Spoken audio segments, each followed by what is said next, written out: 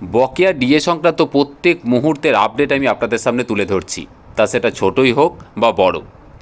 আমার চেষ্টা যে এতে যদি আপনাদের কিছুটা চিন্তার উপশম হয় বা আপনাদের যদি কিছুটা সহযোগিতা হয়।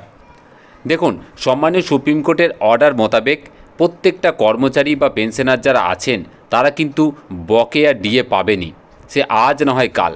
অনেকে আমাকে কমেন্ট করে হয়তো জানতে চাইছেন যে মোটামুটি কবে পাওয়া যাবে। দেখুন, আমি আবারও বলছি, সেটি আমার পক্ষে বলা সম্ভব নয় বা কারোর পক্ষেই বলা হয়তো সম্ভব নয়, কিন্তু এটুকু বলতে পারি যে খুব তাড়াতাড়ি পাবেন এবং সেটি অবশ্যই পাবেন।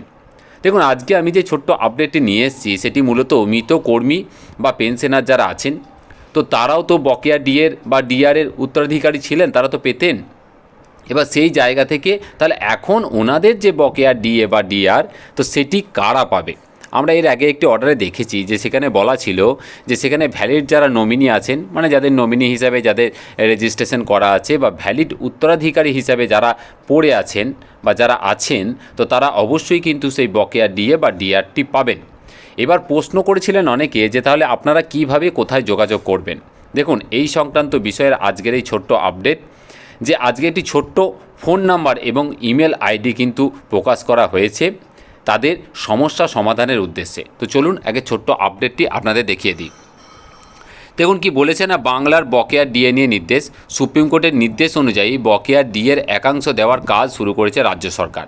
এবার এই প্রক্রিয়ায় প্রয়াত সরকারি কর্মী বা পেনশনভোগীদের যুক্ত করার সিদ্ধান্ত কিন্তু নেওয়া হলো।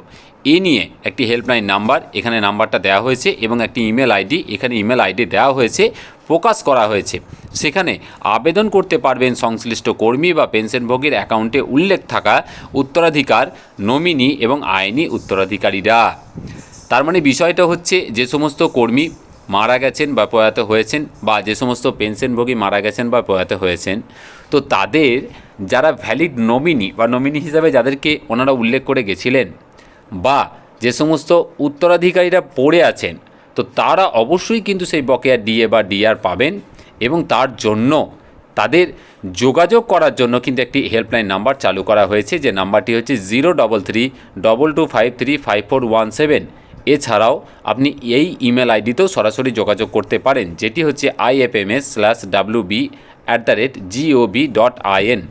এই মেল আইডি এবং এই হেল্পলাইন নাম্বারে আপনি অবশ্যই যোগাযোগ করতে পারেন।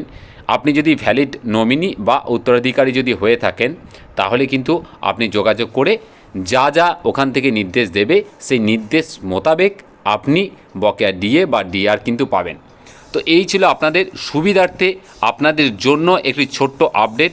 আমি সর্বদা চেষ্টা করছি বকেয়া ডিএ সংক্রান্ত বা ডিএ সংক্রান্ত প্রত্যেকটা আপডেট আপনাদের সামনে যথা সময় তুলে ধরা, যাতে আপনাদের কষ্ট কিছুটা কমে, আপনাদের চিন্তা কিছুটা কমে। যদি ভালো লাগে অবশ্যই পরিচিতদের মধ্যে বেশি করে ভিডিওটাকে শেয়ার করবেন আর চ্যানেলটিকে অবশ্যই সাবস্ক্রাইব করবেন। খুব ভালো থাকবেন, ধন্যবাদ।